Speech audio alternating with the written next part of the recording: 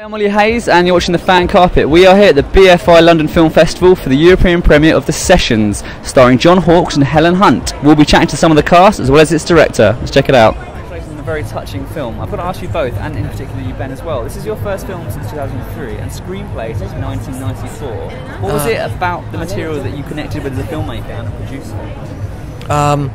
It really reached me emotionally, and that's a difficult thing to do. And 5 minutes after I read it, I said to Judi, "This is our next project." It was as easy as that. Okay, and I imagine maybe casting, was that a tricky process at all? And if so, what did John bring to the table that sealed the deal for you? Prestige. Is that it, yeah? And extraordinary talent. I mean, really, extraordinary talent. He's a wonderful human being with a great heart who really has the most incredible ability to just transform into the character he's representing. And I think he very much connected with Mark, and that's on the screen. Just very quickly, sorry. I think films that portray disabilities can often kind of seem over-sentimental, but I think this is very honest and mature. And is that a tone you wanted to achieve? I'm not a sentimental person. I don't like it in movies, but humour is a different thing. And I think, humour and pathos sit very well together, but sentimentality, no.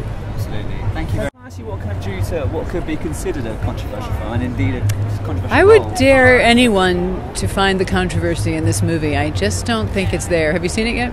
I have seen it. You have? Do you think it's controversial? What could the controversy I think it's out there a be? little bit. For What would you debate? I don't know. I haven't seen it yet. I've seen the movie, but I haven't seen anything controversial. I think it's sort of celebratory. Yeah. Hope you like it.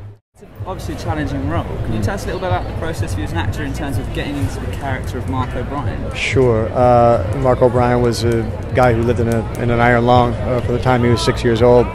So I had to learn to type with a mouth stick and to make telephone calls and to turn pages of a book. Mark's spine was horribly curved, that's mentioned in the script, so helped devise a soccer ball-sized piece of foam that I laid under the left side of my back to give me a big curve.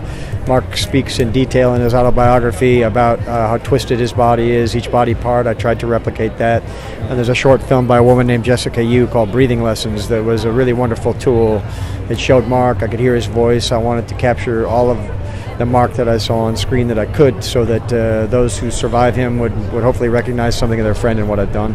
And I think films that kind of portray disabilities can often kind of come across as over-sentimental. Was that a concern for you in this movie? Very much so. Very much so. The script itself, though, had a great deal of humor, and I wouldn't have taken it on otherwise. And I felt like it was important for us to mine that humor wherever we could, as long as it was in a truthful way. I felt it important to fight self-pity as Mark, even though he may have every reason to wallow in his grief. It's much more interesting to me to watch someone try to solve their problem, ill-equipped though they may be.